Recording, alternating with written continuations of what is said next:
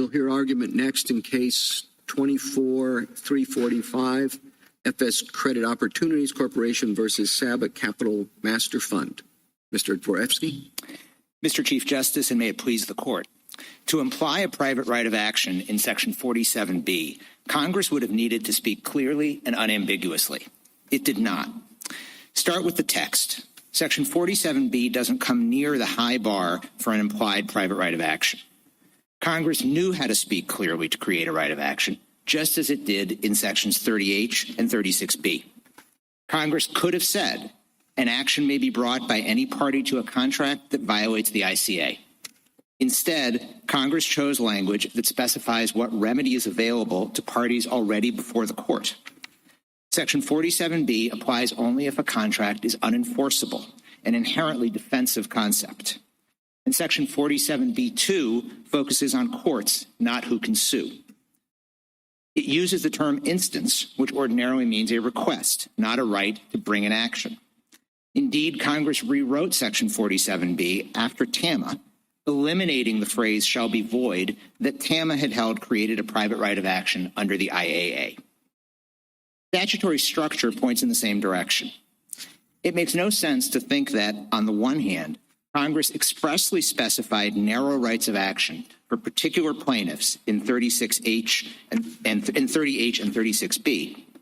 But on the other hand, Congress subtly implied a private right of action for any party to a contract to enforce any provision of the ICA in 47B.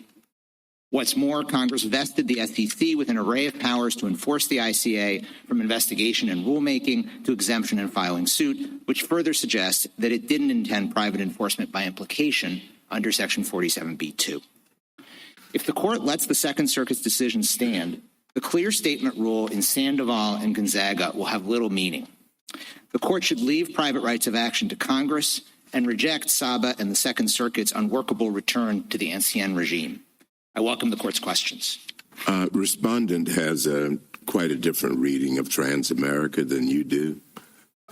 So would you spend just a minute or two responding to Respondent's argument as to Transamerica?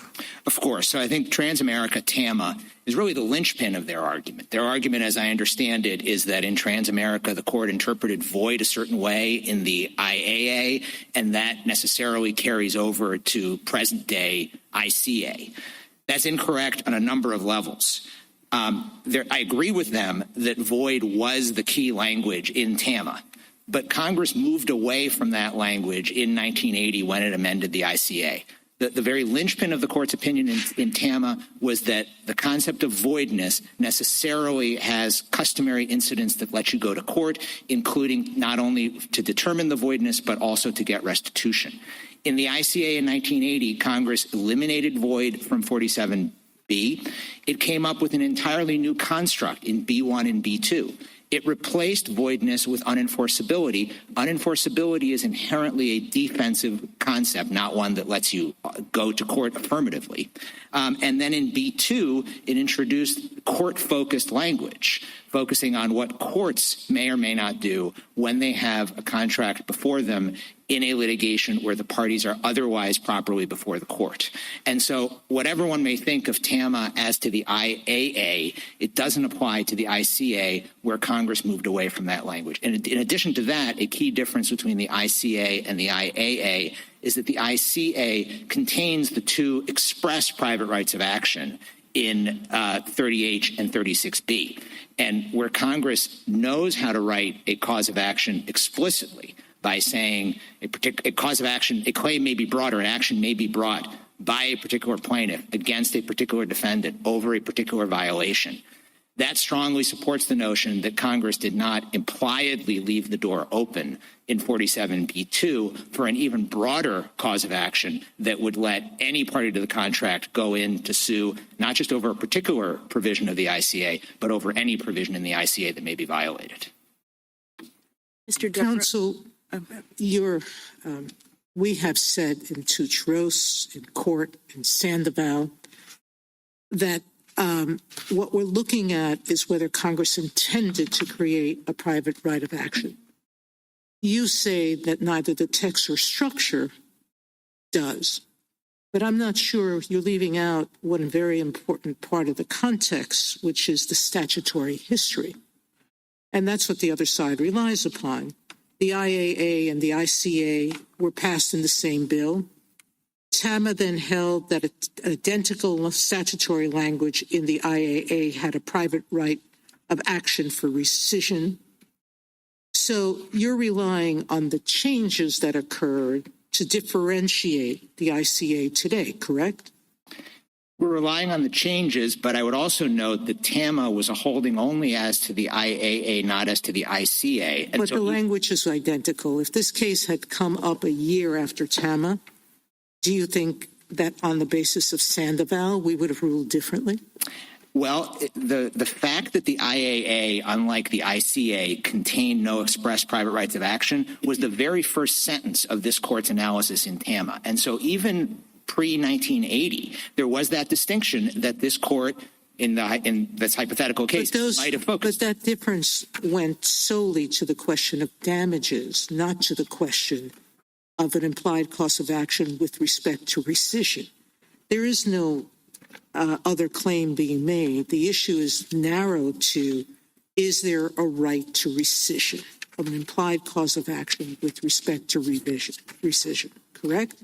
That's correct, but the court hasn't distinguished under the Sandoval line of cases between the standard where damages are sought impliedly versus the standard where equitable relief is sought impliedly. Well, but Congress has, because what we have said with respect to that statute, the TAMA statute, is that there's no implied cause of action for, that there is an implied cause of action for rescission. We didn't recognize one for damages. That's true, but the distinction in TAMA didn't turn on damages versus equitable relief. It turned on the word void in Section 215 versus different language in 206. Oh, in TAMA we said that the word void is the power to rescind.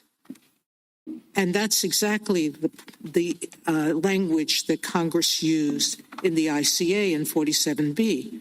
It says that in the instance of a party that seeks or demands rescission, that it could be given in certain circumstances. So you make much of the fact that Congress did away with the word void, but it kept exactly the meaning of void. It said the insistence of a party to seek rescission. I don't think it did, Justice Sotomayor. First, because the court said in TAMA that voidness was about more than just rescission. It was also, this is at page 18 of the TAMA decision, a person with the power to avoid a contract ordinarily may resort to a court to have the contract rescinded and to obtain restitution of consideration paid. But it didn't. All it talked about was their TAMA court was only an implied cause of action for rescission, where the subsequent disputes among courts play was whether that statute also permitted damages. And Congress answered that question in the ICA. It only permits damages in a limited number of cases and not in others. And it doesn't permit it in rescission. But Justice Sotomayor, Congress also moved away from the word void to the word unenforceable in B1. And I think that's a critical distinction. Well, Counsel, I'm sorry, just one last point. I know that many of my colleagues don't believe in statutory history, but here we have both a House and a Senate reports accompanying the 1980 amendments to the ICA. And in both the House and the Senate reports, it says that, quote, private rights of action for violations of the federal securities laws are a necessary adjunct to the SEC's enforcement efforts due to the SEC's small staff and overwhelming enforcement. The Senate also wrote, the committee wishes to make clear that private rights of action should be implied to and in its enforcement to the same extent that such causes of action are implied under the ICA.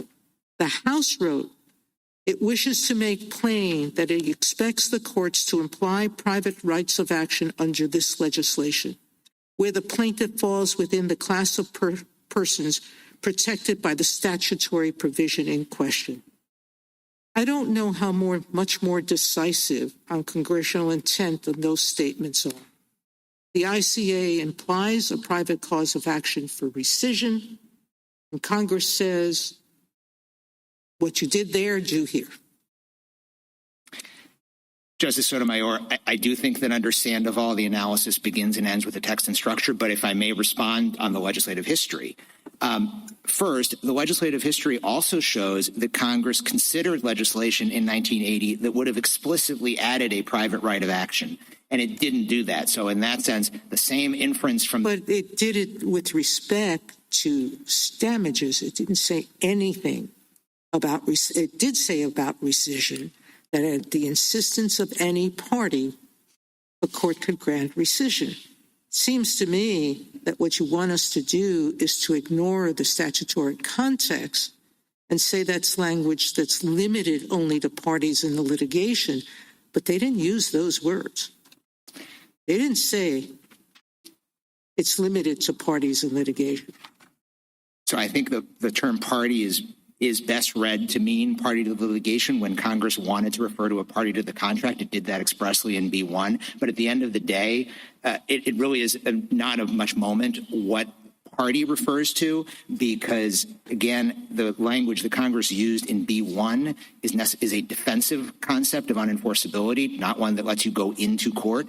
And in B2, that is court-focused language. It's not the sort of unmistakable focus on an individual and creating new rights, prescribing conduct as unlawful as to that individual that this court under Sandoval and Gonzaga and that whole line of cases has looked to in order to recognize whether Congress meant to create a private right of action. That the text is the ultimate touchstone. I'd like to ask you a question about your clear statement rule.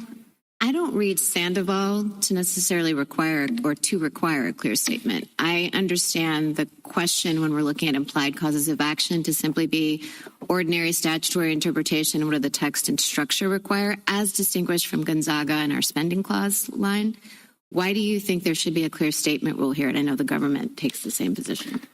So for starters, I think Gonzaga, and this is at page 290, equates the two standards, at least as to the first prong of the spending clause cases. Gonzaga said, if Congress wishes to create new rights, it must do so in clear and unambiguous terms, no less and no more than what is required for Congress to create new rights enforceable under an implied private right of action. As to why that makes sense, I think it goes to Justice Scalia's concurrence in the Thompson case, which I think is then becomes much of the basis for the Sandoval opinion, where he said that creating a private right of action is such a significant legislative act that there's only a remote possibility, that's a quote, that Congress would do that implicitly. And so before this court, as a matter of separation of powers, reads an implied private right of action into a statute, it ought to look for that kind of clear— That would be an innovation. We haven't expressly said that in our implied cause of action cases.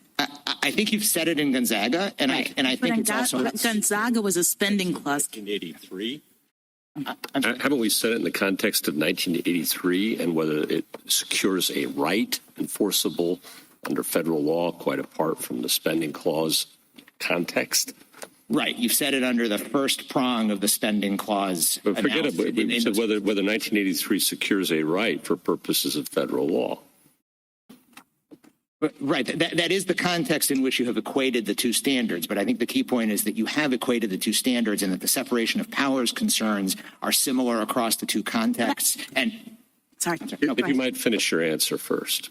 Yeah, I think the separation of powers concerns are similar across the two contexts. In both situations, it is the role of Congress to determine whether it is conferring a right and whether that right is privately enforceable. Thank you. I had understood that the spending clause context had particular concerns that were relevant to this inquiry. So while we may have said it in the context of 1983, I thought we said it, as you pointed out, in Gonzaga and the line of cases there, in a spending clause context in which we analogize to contracts. And so it was very important to have clarity from Congress in the federal grants context, and that's sort of the impetus of the standards there. Have we said that same sort of thing in this context outside of spending clause? I think, again, Sandoval itself really establishes the clear statement rule. That's how this court characterized Sandoval in cases like Gonzaga. When this court was relying on Sandoval and Gonzaga and applying the same standard for both contexts, the court described it as a clear statement rule, as a rule requiring Congress to clearly. Under that rule for this purpose, I'm looking at B2, and you say it doesn't have the kind of party-centric language. I mean, yes, a court may not deny the rescission, but it does say at the instance of any party. And so we do have references in the text of B2 related to parties. Why is that not sufficient in your view? Because the way in which this is written, its primary focus is on what courts may or may not do. In that sense, it's like the Thompson case, where the court said that, I think it was the Parental Kidnapping Prevention Act there, is a mandate directed to state courts. It doesn't create individual rights, even though what those courts may do may have consequences for individuals. This, too, is court-focused language. Right, and but also, we're talking, when the right here is the right to bring the action, then a court can't do what it does unless it has an action.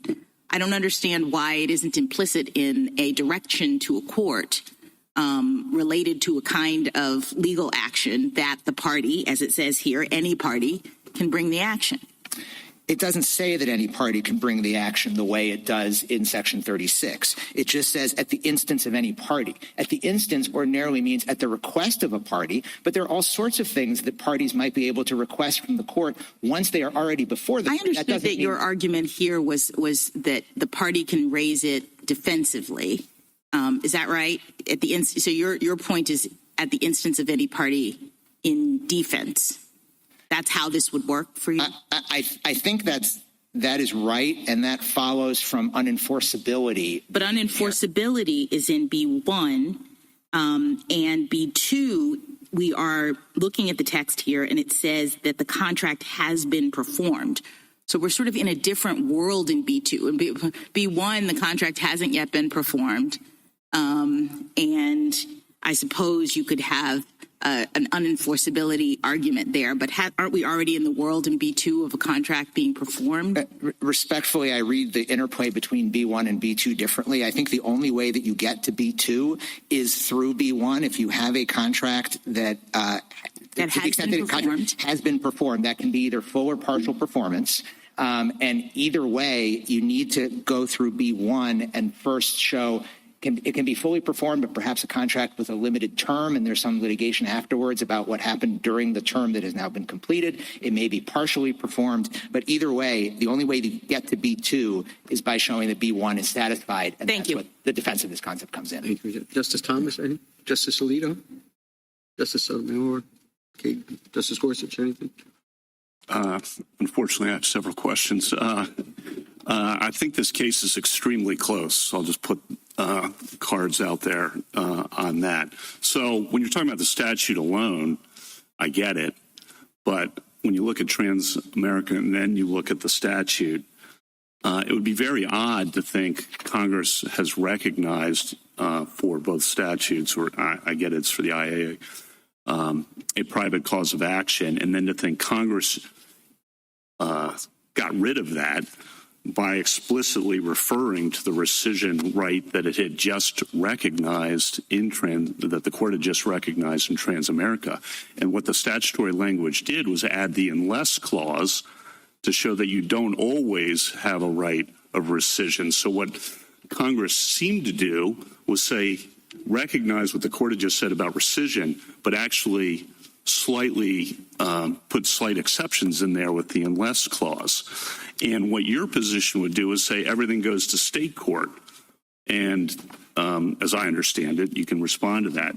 But in Trans-America, in footnote 8, they address that possibility. One possibility, of course, is that Congress intended that claims under 215 would be raised under state court, but we declined to adopt such an anomalous construction without some indication that Congress, in fact, wished to remit the litigation of a federal right to the state courts. So your theory is Congress comes back in knowing that and refers specifically to rescission, but without giving any indication does the anomalous thing silently of remitting everything to state court. Now, so that's something you need to answer. And then I'll just get the last thing out, which bothers me, which is the SEC in 2001 and the Bush administration comes in and says, actually, this is an express right of action. I think 6 times in the SEC brief in 2001 says this is an express right of action because it refers to rescission specifically. And so you need to deal with that. And you need to deal with how does this work in state court? You want it to go to state court. Can they bring the suit, the rescission suit for rescission in state court? And the state court then does what? And why be in state court? So that's a lot. You can deal with whatever you want to deal with there, but those are things that are on my mind. Let me deal with as much as I can. I think I can distill that to 3 questions. You'll tell me if I'm missing something. One is, didn't Congress just carry over the concept of rescission from the old statute to the new? 2 is, what happens in state court? 3 is, what about the SG's brief in Olmstead in 2001? Does that capture it? Footnote 8 would be useful too, but okay, I'll bake that into state court. All right. So starting with the first question, didn't Congress just carry over the concept of rescission? If that is what Congress would have wanted to do, it would have been easy enough for Congress to keep the word void. Void was really the linchpin of this court's opinion in TAMA, and whether or not the opinion in TAMA is the correct result under the Sandoval framework. What the court thought in TAMA was that void had a particular connotation. There were particular customary incidents, I think was the phrase in TAMA, about what void means. And it was that essential term that Congress took out of 47B, and not only took out that one term, it really rewrote the whole structure. But it put in the term rescission. Keep going. It did put in the term rescission, which can be a consequence of unenforceability, but it came up with this whole new construct that tells you, first, all of this is only triggered when you have unenforceability, which, according to the treatises, according to Corbin, according to Williston, according to the restatement, that is an inherently defensive concept that's a contrast with what this court thought void meant in TAMA, which was you have an affirmative right to go to court. Why don't you go to the state court, and how does this play out in state court? I've tried to go through this. It strikes me as very bizarre. Anomalous was the word that the court used in Transamerica. I'll use bizarre to figure out how this would play out in state court and why. So I think it's a complicated question what happens in state court, which I don't think you need to decide here. I don't think you're telling us go to state court, not federal court. We should have some idea what's going to happen in state court and why. Why are we going to state court for this? So I think that if Saba tried to do in state court what it tried to do here in federal court, first, I'm not aware of any state cause of action anywhere that would actually let them go in as a matter of state law and seek rescission in this way. So I don't know that it could ever even, practically speaking, come up in state court. No party, no pun intended, to this litigation has pointed to any case that is on point for that.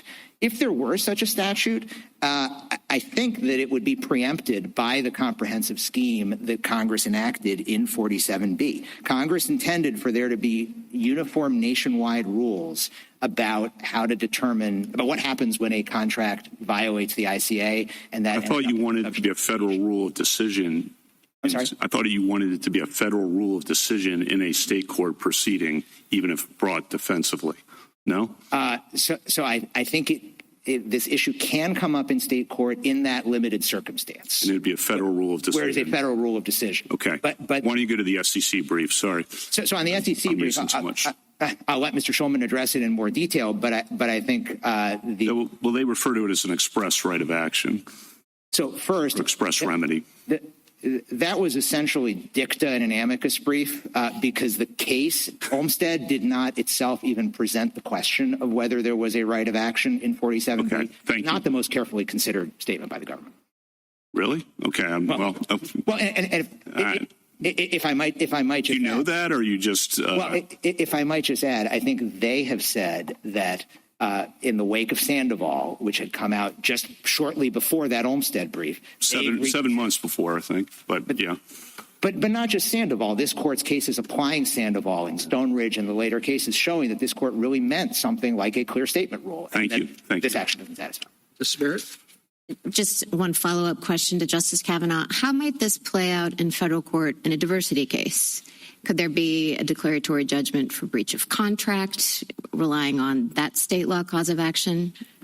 I don't think there could be. I think for much the same reason that Congress intended this to be a uniform scheme that would preempt state law, it would also displace the ability to bring a declaratory judgment action. It could be used, and in fact is intended to be used, as a rule of decision in federal court if it comes up defensively. In a situation, let's say hypothetically, where a fund has a dispute with the advisor over the payment of fees, and a defense to that could be, well, wait a minute, actually the contract was never valid in the first place, or is unenforceable because it somehow violated the ICA. That might come up as a defense in that kind of a suit between a fund and an advisor, whether it's in federal or state court. Is that necessary to your argument? If we think that rescission isn't just a defense, then do you lose on the cause of action point? No, because even if rescission conceptually can be something other than a defense, this statute doesn't create the right to go to court for all of the reasons that we've been discussing. It doesn't say an action may be brought. It is court-focused, not focused, doesn't have the unmistakable focus on creating individual rights that this court's cases require. Justice Jackson? So can I just get back to Justice Sotomayor's questions about the legislative history? I understand your point about Sandoval and moving away from legislative history in general, but do you agree that Sandoval said that statutory intent is determinative of this issue?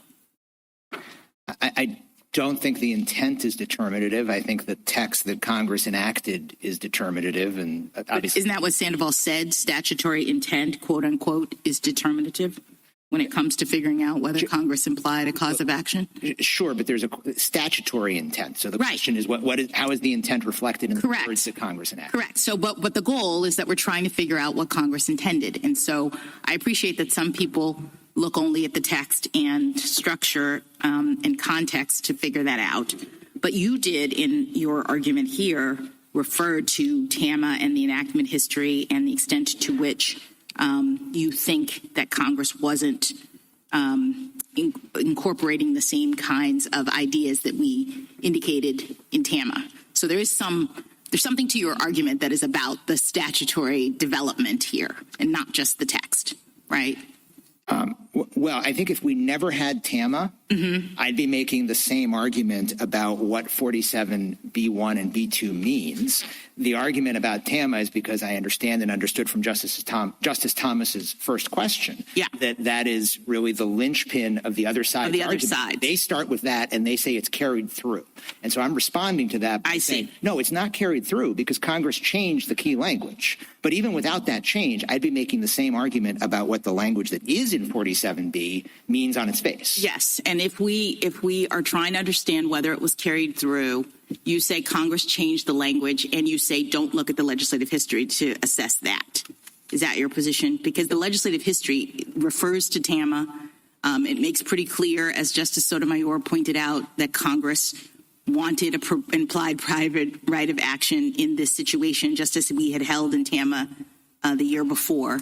So part of your argument does require us, in response to the other side, to close our eyes to that part of the context of this. So I don't think it does in light of Sandoval, not only because Sandoval says focused on text and structure, but also because Sandoval at 287 to 288 rejected reliance on what it called, I think, contemporary context. So it really is a matter of the text. But, Justice Jackson, understanding that you may wish to look at the legislative history, the other thing I'll say about the legislative history is that the House report and the Senate report that talks about implied private rights of action is talking about 6 different statutes that were all amended at the same time. That's not specific to 47B.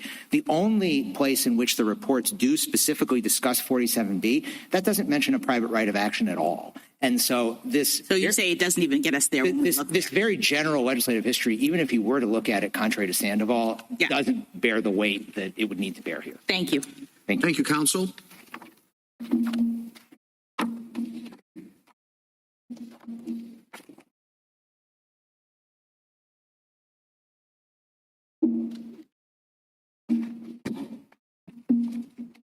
Mr. Schulman?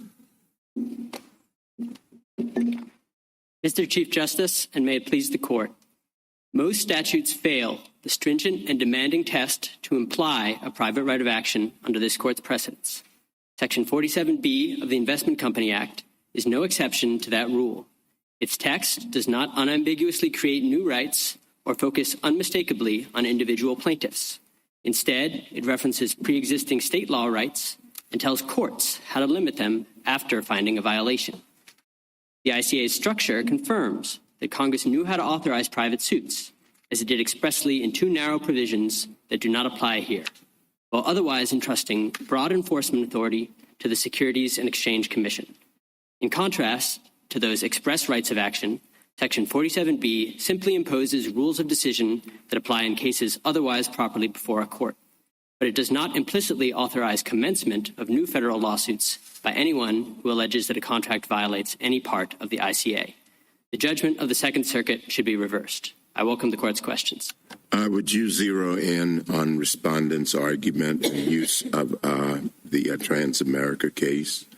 Yes, thank you. So I agree with my friend that the Transamerica case was focused on the word void in the Investment Advisors Act. That's the key language that it relied on, the customary incidence of voidness to imply a right of action for rescission. And that's the language that Congress removed from the Investment Company Act in 1980. So that's not the text that's before this Court. And I don't think this Court needs to question Transamerica at all. This Court has a different statute in front of it. And the post-1980 ICA does not meet the standard to apply. If it were, Mr. Schulman, suppose that Congress had done nothing on the ICA front. Would Transamerica control?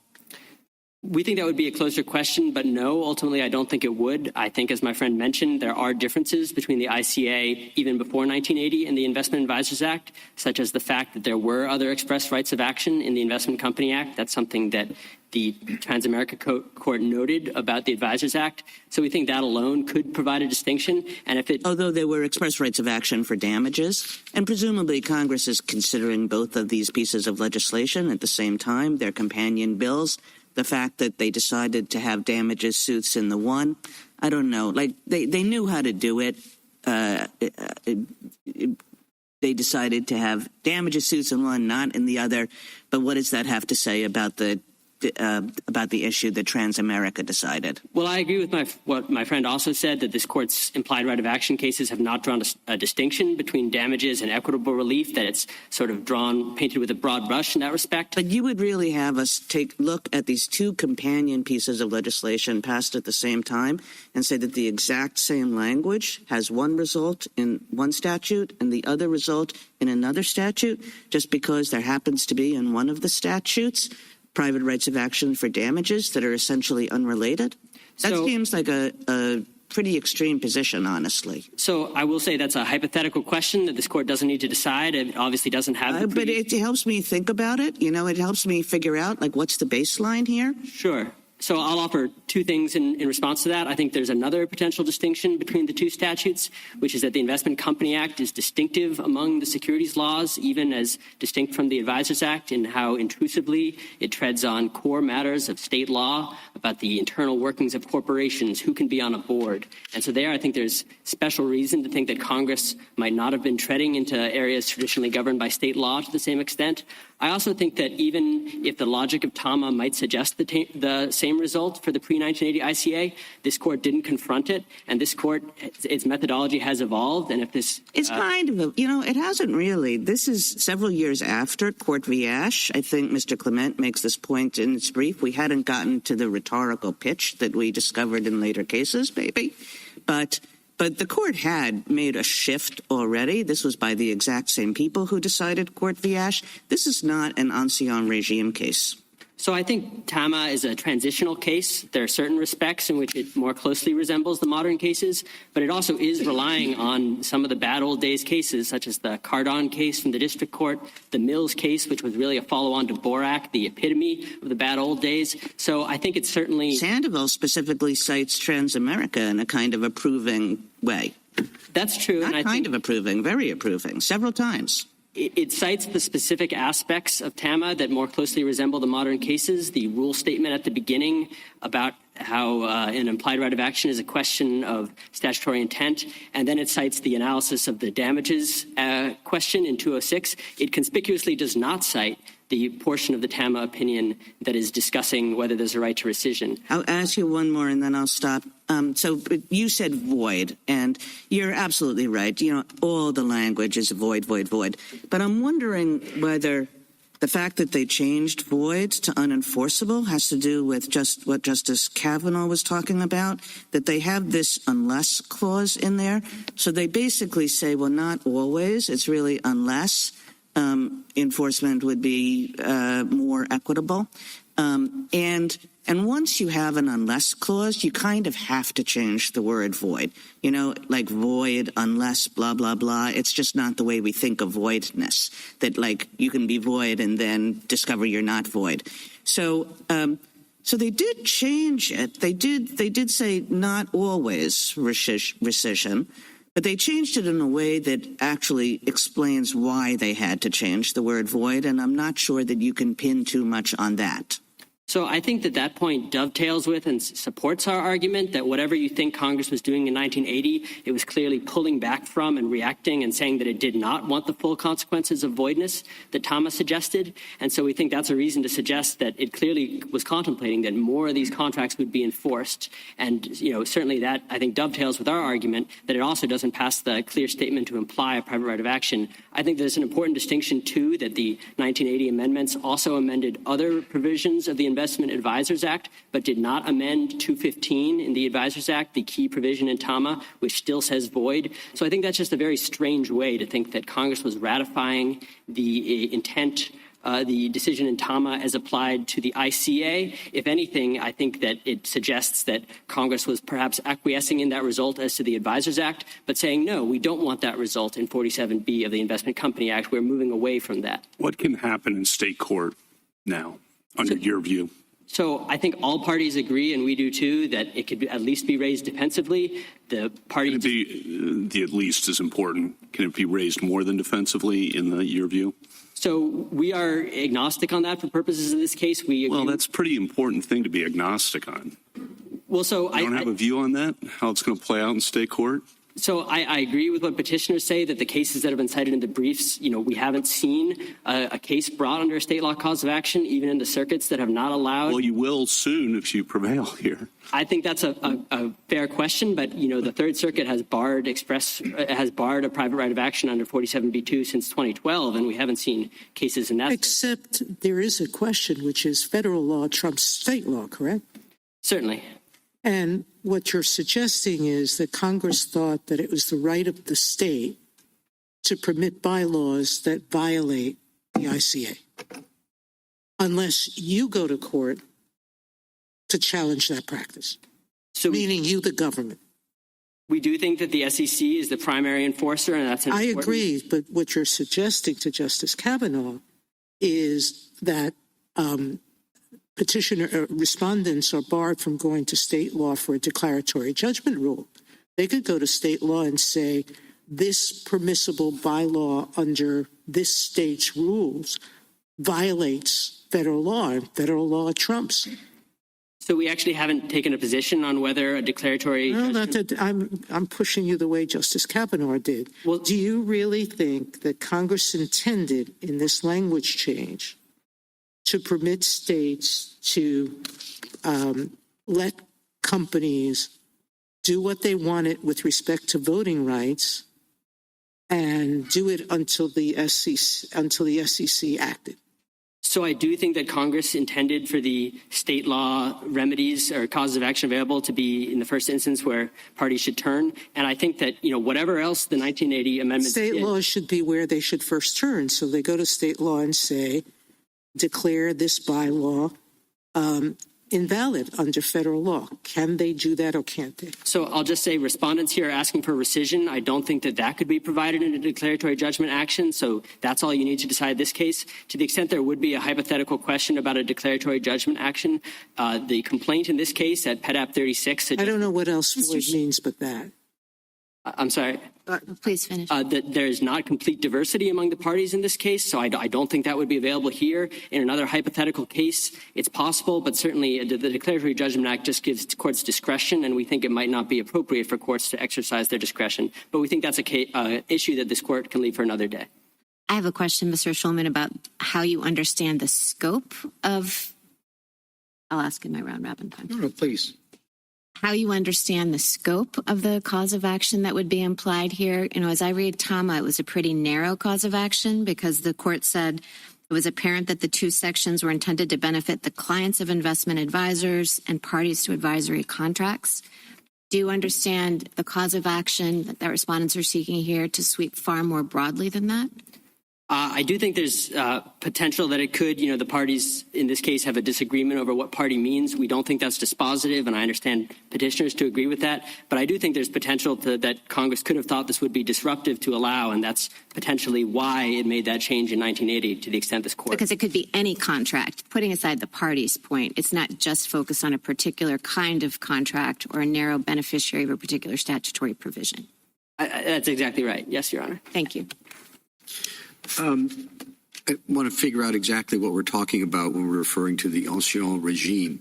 It seems to me that can be understood in two different ways. One is if you have a court interpreting the statute and relying in its interpretation on materials that would not necessarily be relied on today, the legislative history. I understand that you don't say, well, we're going to start all over again and reinterpret that statute. But if you have the statute come before us today, the fact that there's legislative history in it and that the statute was passed back in that day, I understood the approach of cases like Gonzaga and others to be that we think that the best way of understanding that statute is to look at the text of the statute rather than what some legislators from some houses of Congress may have thought about it. So that's not the fact that the statute comes from before Sandoval is not a license to look at what legislative history. All that means, as I understand it, is that you don't go back and reinterpret a statute you've already interpreted. Is that your understanding? Yes, absolutely. I think Sandoval says that the court will not revert to the understanding of implied rights of action that was prevailing at the time the statute was passed. This court applies its current methodology to the cases that come before it. Thank you. Justice Thomas? Justice Levine? Justice Sotomayor? Sorry. Yep. The SEC brief in 2001 referred to it multiple times as an express remedy. You disagree with that? We do. As we say in our brief, we've reconsidered that position in light of this court's developing jurisprudence. And I don't think that's the theory on which the Second Circuit ruled either. The Second Circuit said that there is not an express right to sue in 47B. And so we just think that the way this court analyzes these statutes now, it does not provide a right of action. You mentioned that the SEC can grant exemptions, and that would create confusion in your brief, right? We do think there's the possibility of that. I do want to say we're taking this court at its word that text and structure is what matters, so we're not making a policy argument that you should decide on that basis, but we do think there's a possibility of that. Okay, but if there's state court actions, those SEC exemptions and the certainty that would grant would be out the window anyway, whether it's state court or federal court, and you being agnostic on the state court thing means that argument really just drops out entirely then, unless you want to take a position on that. Well, so I'm not sure that that's right about exemptions. The parties don't really get into this, but I think it's at least possible that an exemption granted by the SEC is not a simple forbearance from prosecution. It's granting an exemption from the requirements of the statute that I think could apply in private action as well. So we don't think it would necessarily undermine exemptions in that way. The Yahoo litigation is an example of litigation over the scope of an exemption, but I don't think the parties were arguing there that the exemption was not a shield in private litigation. And from your perspective, the Second Circuit's had this rule for about 7-ish years, I think 6 or 7. There have been problems in the Second Circuit with the rule. So there have been an increasing number of suits invoking this private right of action that we've seen. As I say, we're not primarily relying on disruption, but the amici do point to the things that from their perspective are disruptive, and we think to the extent this court is concerned. How would you characterize, is it disruption just meaning illegality in the contracts as being the subject of the suits, or what's the disruption? Well, so I would say the disruption is that the SEC is the primary regulator in this area. It's in communication with regulated parties. It brings enforcement actions. It has informal communications with parties. And then for private parties to come in and seek to upset these contracts that the SEC is aware of from these registered investment companies, we don't think Congress anticipated that necessarily. Thank you. Justice Barrett? Justice Jackson? Is there any daylight between you and Mr. Dvoretzky? I don't think we disagree on anything necessary to decide the case. As I was attempting to say earlier, we haven't taken a position on the argument in Petitioner's reply brief about whether there would be preemption of an affirmative state cause of action, but I don't think this court needs to reach that to decide this case. Thank you. Thank you, counsel. Mr. Clement? Mr. Chief Justice, and may it please the court, having heard the argument to this point, let me emphasize 3 points. First, I don't really think this is an implied cause of action case at all. There's express text here. There's about 150 words in 47B. And the question is, what's the best reading of that statutory text?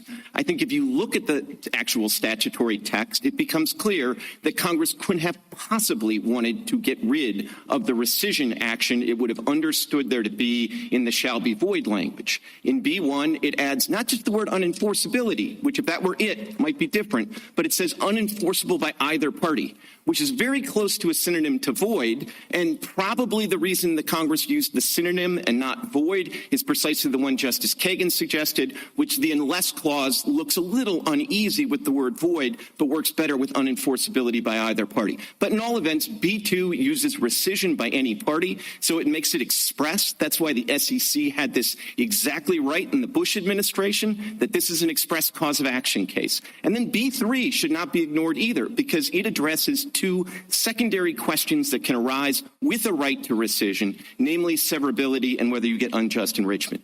Now, I know better than anybody that not everybody at this court likes to look at legislative history. But if you're going to look at anything, look at what Congress said specifically about adding this particular provision. And that's on page 27 of the House report. The identical language appears at page 10 of the Senate report. So you have bicameralism without presentment. What it says these words are meant to do is they, quote, they are designed to provide clearer statutory guidance in interpreting that equitable rescission remedy. They are talking that equitable rescission remedy is their reference to Section 47. So it is crystal clear, if you're going to look at that report, that they were not trying to make the rescission remedy go poof. They were trying to refine it. And the last thing I was going to say is this is a weird case because all 3 parties agree that this language does more than just create a statutory right enforceable only by the SEC. The only question is whether it weirdly or anomalously, to use the footnote 8 term, is only enforceable in state court or whether you can bring it directly in federal court. I welcome the court's questions. What would a state law action look like where you could raise it as a defense? Boy, I have no idea, but let me speculate, and that's all I'm doing is speculating. I think, for starters, we could probably just go in and say we have a common law right to bring an equitable rescission action. I can cite sort of story on equity, that just in the old equity courts, you could go in and demand they bring a deed in or a contract in, and you could seek rescission of it. So if federal law provides sort of the substantive law for the vessel of that equitable rescission action, which is what I thought the government was kind of at least not foreclosing. I mean, I think that's one way to do it. Obviously, the at least language is right. We all agree that you could at least raise it as a defense in a breach of contract action. But keep in mind, that'd be a very weird thing for Congress to go all the trouble of saying that in this context, we care enough about compliance with the Investment Company Act that we're going to expressly use the words rescission by any party. But the only time you can bring it is as a defense to a breach of contract action, which in this context would mean an action where the fund managers actually go to the trouble of suing their own shareholders for breach of contract. Now, as far as we can tell, that essentially never happens. And the whole point of the Investment Company Act is to protect the shareholders against fund managers who have all kinds of bad incentives, like in this case where they say, you know, if you get more than 10% of the shares and you're going to tell us that we should do things differently and get this fund to be closer to net asset value, well, guess what? Anybody over 10%, you don't get to vote anymore. I mean, it's a clear violation of 18I of the Investment Company Act. So there's no way the fund here is going to sue my clients for breach of contract. So under their theory, this language that Congress went to all this trouble to add is basically nugatory. Counsel, you cited the House report, and then you said this is what Congress said. Did Congress pass the House report? Of course they didn't, Your Honor, and obviously a little bit loose in that language, but not everybody looks at House reports and Senate reports. If you don't look at them, just ignore it. But if you ever look at these, when you have the same language in the House report and the Senate report, and they're explaining what they're trying to accomplish by the changes to this precise provision. My friend on the other side said there's the language that we were talked about that's about a page later in the House report and the Senate report that says that the Congress of 1980 liked implied causes of action more than the court in 1979 liked implied cause of action. I don't think that's the language to focus on. It's helpful to us. But the critical language is a page before where they say what we are trying to do, and the we here is the House and the Senate, not Congress. But what we are trying to do here is to provide clearer statutory guidance in interpreting an equitable rescission remedy. And why did they need? Go ahead. We've put you in a difficult spot because you usually advocate against statutory history. But this is not an individual legislator at a hearing or on the Senate floor making a statement, correct? This is the Senate and House reports that accompany the bill. That's exactly right. All right. Now, to the extent, isn't there a difference between citing to something like that as opposed to citing to ad hominem statements by senators at a committee hearing somewhere else? Totally agree. There is, for those that look at it, there's a hierarchy of legislative history, and House reports and Senate reports are towards the top. But I do want to be clear that I read every member of this court as being willing to look at not legislative history, but statutory history and the evolution of a statute. And indeed, Justice Scalia, who didn't like legislative reports, even House reports very much, one of the things he looked at is kind of the evolution of a statute, and he found, this is the Gwinnett County case, another case where he favorably cited Tama, if you're trying to keep track of that. And in Gwinnett County, he dealt with a situation where text of the statute didn't have an express cause of action, but Congress in a later statute expressly waived the state's 11th Amendment immunity. And what Justice Scalia said in that case is, uncle, you got me. At the point that you're addressing secondary questions that presuppose the existence of a cause of action, even if there's not an express cause of action, I'm going to agree that there's a cause of action. That you can look at the statutory context to figure that out. Can I take you back to the language? Sure. So I start from the baseline that if Congress had done nothing and we had decided TAMA, we couldn't reach two different results on the same statutory language. But in fact, Congress didn't just leave well enough alone. It changed a lot. And whether you're going to say, the void is the question or, I hate to be simple-minded about this, but there is a lot of red on this page when you do a red line of the TAMA provision and then the as-amended provision. And I wonder whether that just doesn't take TAMA out of the picture and say, now we just look at it in the standard way. We say, is this language enough to be rights creating? So I think if you look at it without TAMA, there's still enough there to say that there is an action. So I want, but in terms of the red line, there's a lot of red, but it's all like red addition. It's not struck out. The three words are struck out, shall be void. And they're replaced with 120 words that tell you all the details about how this rescissionary action is going to proceed. And the unless clause is a qualification that wasn't there, but it's a qualification that presupposes that you can get into court for a rescission. In fact, B2 is kind of written in this backwards way, which sort of assumes that the rescission is being asked for by the plaintiff, and the court shall not deny rescission unless it makes a finding. And if you want to really get deep into the weeds of this, if you trace back the proposed language here, it goes back to a proposal that was a sort of model approach to securities law by Louis Loss. And it originally said in something like B1, it said defendant, and in B2, it said something like plaintiff. And in all events, then you get to B3. And B3 answers the kind of second-order questions that Congress answered in the Title IX context when it said, we're going to waive the state's sovereign immunity. It says... what Justice Kagan's getting at is, all right, when Congress says we waived sovereign immunity or whatever, it's pretty hard to get around that, right? It presupposes that there is a cause of action. But here the red line takes away the words shall be void and does a whole lot of other things. And that implication is not inevitable at that stage. And then it really is asking us to take one last drink.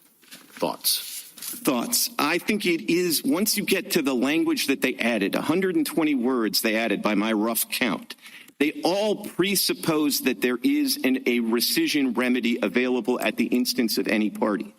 And I do think B3 are the functional equivalent of waiving sovereign immunity. You're basically answering the question of what are we going to do about the severability of the valid provisions of the contract from the invalid provisions. And oh, by the way, B2 talks about partial performance.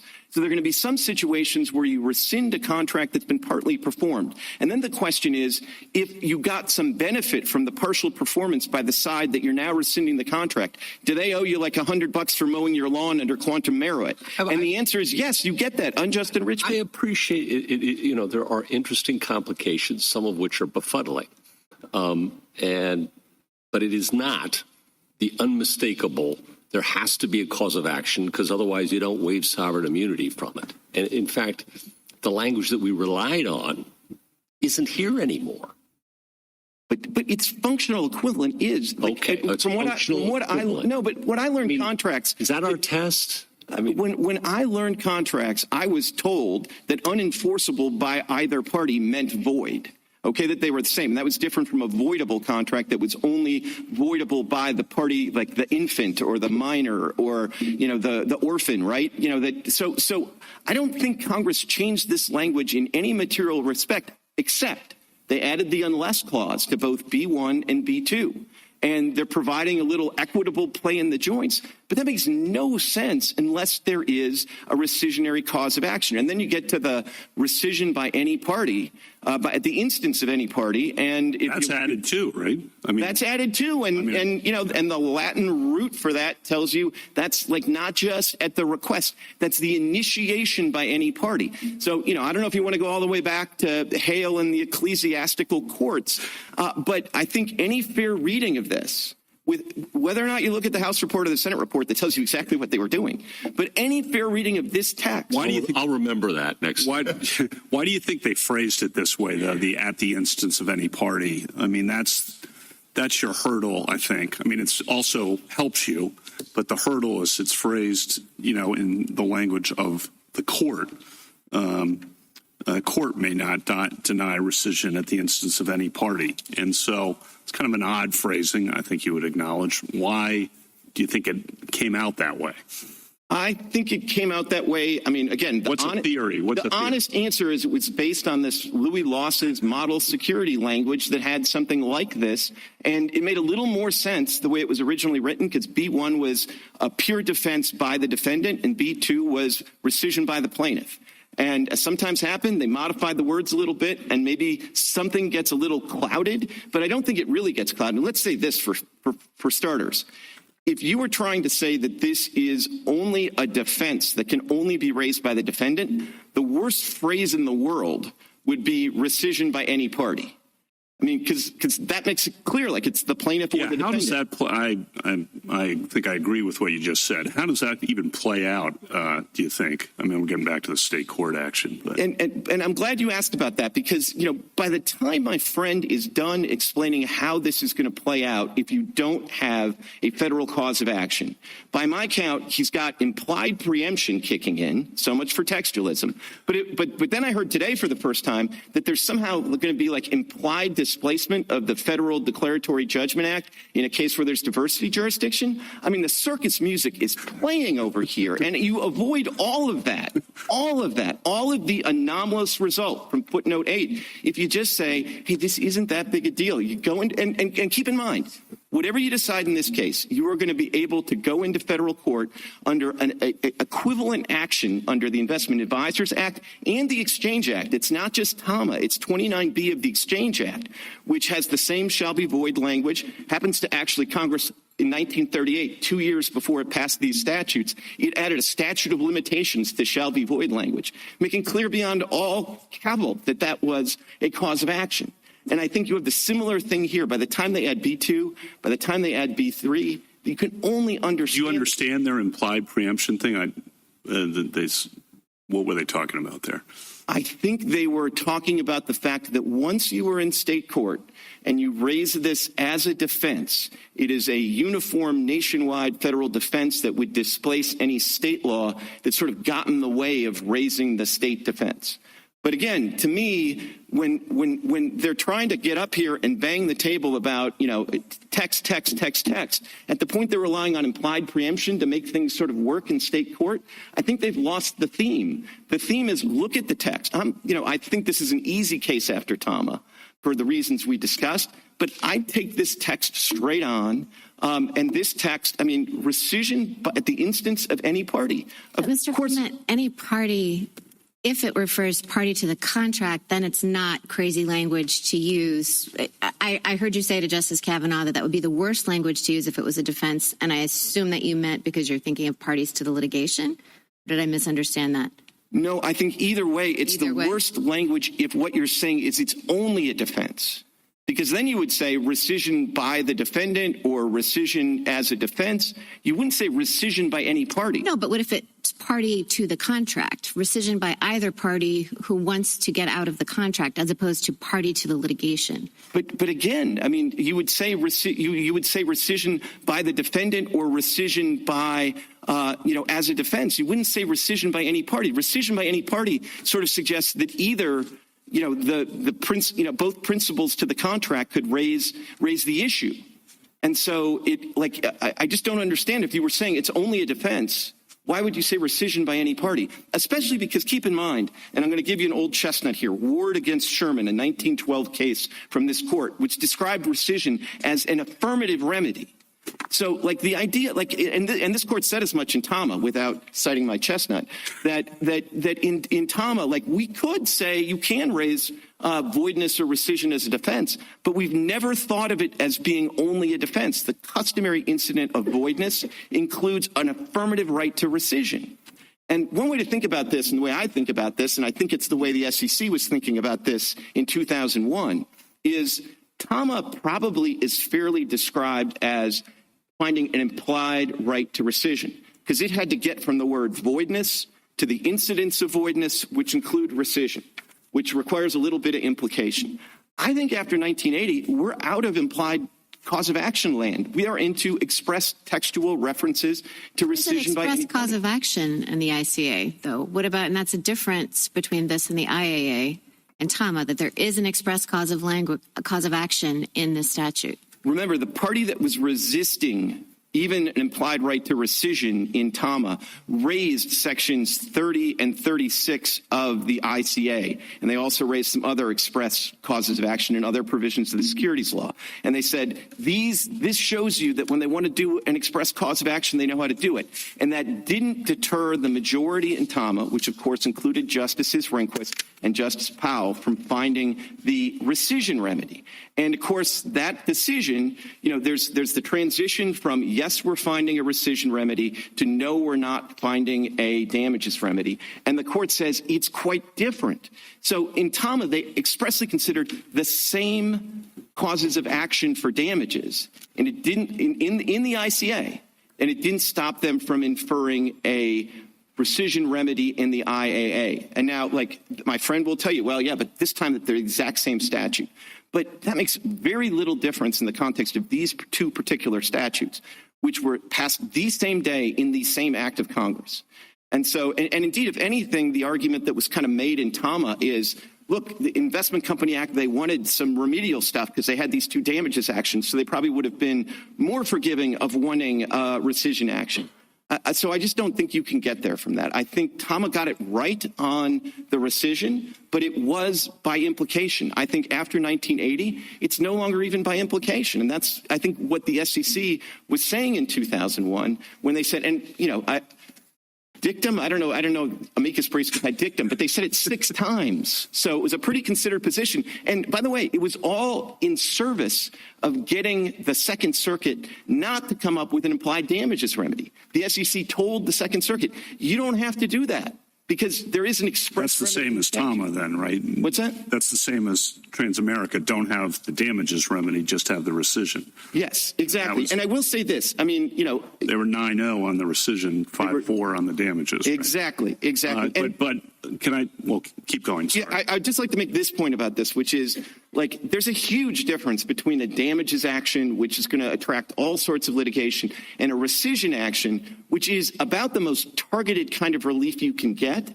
And there just isn't a lot of money in most cases in rescission. Well, but this is what I was going to ask. The amicus briefs say, if we agree with some of the amicus briefs on the other side, in addition to petitioners and the SEC, I think use phrases like chaos, disruption, kind of toss those around. So I want to, I'm glad you asked. So let's start with the last 6 years in the Second Circuit, okay? I eventually want to talk about history going back to the Exchange Act in 1935 and the. Let's just go to the last 6 years. Let's just go to the last 6 years. Now, I would say in most circumstances, just 6 years in one circuit, not that big a deal. But in a financial case, 6 years in the Second Amendment, in the Second Circuit is Freudian. 6 years in the Second Circuit is a long time. And I looked at those amicus briefs, and I actually tracked down what happened in the Second Circuit. And as far as I can tell, there's really 2 sets of litigation. There's the litigation my clients are bringing. And I think we're on the side of the angels trying to liberate shareholders and increase net asset value. Okay, so I'll defend those to the end. The other cases I found, there are 3 cases they cite that involve challenges to SPACs.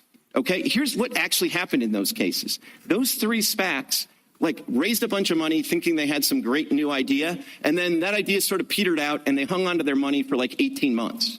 And at that point, somebody said, geez, this looks like an unregulated investment company because they're holding on to all this money for purposes of investment. They haven't done anything with it. And so they brought that action. The SEC, I think it was in the last administration, but the SEC looked at it and said, yeah, actually, this is a problem. And then they created a new rule that says you basically have an 18 months when you have a SPAC before you need to actually take those funds and invest them. Otherwise, you either got to give the money back or you got to satisfy all the requirements for an investment company. And then those cases settled favorably to the plaintiffs. And that's it, as far as I could tell. That's the floodgates have opened. And I think the reason for that, and then, of course, we've had rescission actions under the Exchange Act since 1935. I don't think there's been a moment under the Exchange Act where courts didn't think there was a cause of action for rescission under the Exchange Act. In 90 years, floodgates have not opened. Now, why is that? Because there's just not the same money in rescission that there is in a damages action. And by the way, rescission isn't even as forceful a remedy as an injunction. Under injunction, you can run a prison, right? Rescission, all you can do is take this one contract and a severable provision of the contract. If you look at B3, take this one provision of the contract and you knock it out. Now, there are circumstances like this case where doing so is incredibly important, but it's just not going to attract the plaintiff's bar or this flood of cases. Does that make it any more acceptable for us to imply a cause of action? Does it matter? Do we have any more power to imply a modest cause of action as opposed to a substantial one? And if so, what standard do we use to tell the difference? So I don't think at the end of the day it makes a difference. I don't. But I'm asking you to exply. I'm not asking to imply. I'm just asking you. Well, your brief says it's one thing to imply damages and it's another thing to imply rescission. It's right out of your brief. Yeah, and I think that fairly describes what the court was thinking in Tama. But I'm just asking you, is it your position that you think it's okay to imply rescission but not damages? I don't actually, okay. but I wouldn't. I'm glad to hear it. But I do think there are circumstances we're looking at the same text. No, I understand your argument about text. Okay. And I do think, but I will say this: I don't think it's okay but it is less disastrous to do it. I mean, because I do think, particularly with the rescission, less disastrous for private litigants, perhaps, but pretty disastrous for our system of government, where the people are supposed to write the laws that govern them, not judges. Yeah, I get it, but you get it. The separation of powers might be disastrous. No, I get it. But look, at the end of the day, look at their position. They have the same separation of powers problems, and now they have huge federalism problems because they admit this isn't the normal. I'm talking about implied causes of action, and it seems to me you've acknowledged that it would be bad, not okay at least, for us to imply any cause of action. And you don't have to do it here. I got you. Because it refers to rescission, right? I mean, that's rescission by any party. Rescission's in the text. Right. This is not a one last swig. This is, look at this text. This text says rescission. So it's a federal court, state court issue as I see it. Like, this is going to happen. It's just going to happen in federal court or state court. Now, they cite Thompson a lot. So you need to respond to Thompson. Obviously, that's on the kidnapping, child custody situation, state courts. Deal with Thompson. Please. So first of all, can I start with the dissent? Justice Scalia, Thompson, another case where he cites Tama favorably in his, it's a concurrence. It's a concurrence, sorry. But he cites Tama favorably in the concurrence. Now, I wouldn't overread the majority opinion in Thompson. Thompson is a majority opinion. Thompson, yeah. Thompson, I would not overread the majority opinion in Thompson because Thompson finds no cause of action in the Parental Kidnapping Act, and it's an easy case. I mean, the majority opinion is written by Justice Marshall. Talk about sort of the anti-Scalia when it comes to being comfortable with implied causes of action, but even he doesn't find one in the Parental Kidnapping Act. Now, here's why. That statute was passed as essentially pursuant to Congress's power to implement the full faith and credit clause. And in that context, a statute that is addressed to the courts is almost certainly assuming that you've already got a judgment under some other cause of action. And the question for the court is, should the courts give full faith and credit to that earlier action? And in that context, to try to go into court and affirmatively use this full faith and credit statute to have a cause of action, an initial cause of action, is a complete misfit. That's why it's 9-zip against that. But I think it would be a huge mistake to say that a provision directed to the courts is somehow a strike against something being an express cause of action. Because actually, if you're thinking not about the questions under 1981, where 1981 provides the vessel, and this is just a statute that affects individual rights, when you're actually talking about something that may very well be, and in my view is, an express cause of action, it's not at all anomalous to refer to the courts in that, because the courts are the ones that are going to administer the cause of action. So it doesn't make any difference whether you say the courts shall not deny rescission unless, or if you have, say, a party has a right to rescission in court unless the court, they're the same thing. So it is a strike, and I don't want to be misunderstood about this. It is a strike against a statute in the 1981 case if it were directed to the courts and not to the private party.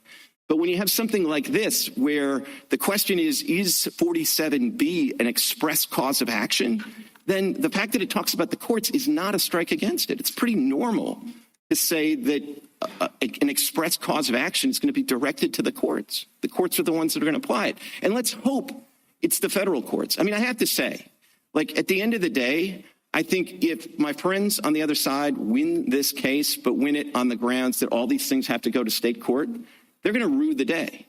I mean, from the perspective of what they care about, disrupting the SEC's enforcement actions and all of that kind of stuff, the one thing worse than having the occasional rescission remedy in federal court is 50 state courts going on and interpreting the Investment Company Act on a routine basis. And that's the world they envision. Or, in fairness to petitioners, what they really envision is that they're going to interpret this into nothing. And so all this 120 words about rescission by any party is never going to happen because no investment company is ever going to actually go to the trouble of suing its shareholders for breach of contract. One comment more for petitioner on rebuttal, but I'll get it out there, is that Thompson does make clear that in the context of custody determinations and full faith and credit, it's a mandate directed to state courts, which, I'll just throw that out there. Yeah, no. And again, in the full faith and credit context, which is a very specific context where, you're telling the courts, what their directions are about giving sort of credit to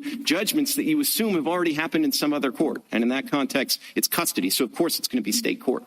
But again, that argument that was made there was a 9-0 loser in an opinion written by Justice Marshall. That's not the edge case that tells you how to interpret every other statute. Mr. Coleman, I thought it interesting in the amicus brief for the securities law scholars that they looked at the historical context. And I don't know to what extent that matters to all of us, but it looks as though this language, even the void, and they say even the amendment, really mirrors or tries to incorporate the state blue sky laws. And the sort of pedigree of this is that everybody really understood that a private right of action was necessary in this kind of context for a rescission in order to aid compliance with the state and federal securities laws in this way. So it was sort of like the background under which these types of provisions came into being.